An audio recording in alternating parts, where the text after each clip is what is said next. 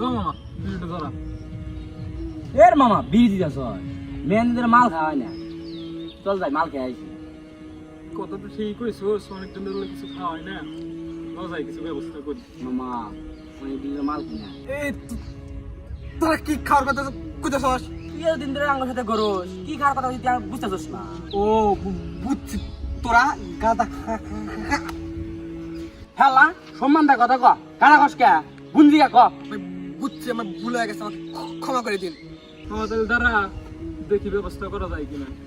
আচ্ছা মামা তুই ফোন লাগা, যত টাকা পয়সা টেনশন আমি আছি, সমস্যা নাই। আচ্ছা তাহলে দেখি আমি। লাগা ফোন লাগা।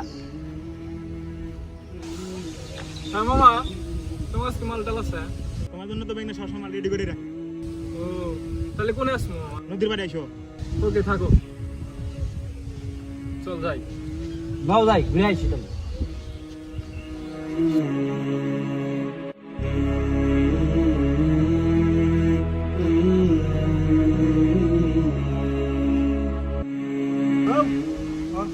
কি ব্যাপার মামা, মোর ডাক দিল কে? যাই হোক মামা তুই যাই শুনে আইসি আগে।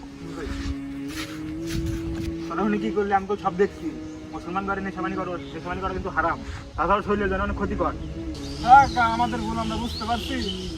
ইসলামের দৃষ্টিতে নেশাবানি করা হারাম। নেশাদ্রব্য আমাদের যুব সমাজকে ধ্বংস করছে, তাই আমাদের নেশাদ্রব্যকে বয়কট করা উচিত। আমরা সবাই নেশাবানি থেকে দূরে থাকবো এবং খেলাধুলায় মনোযোগ দেবো।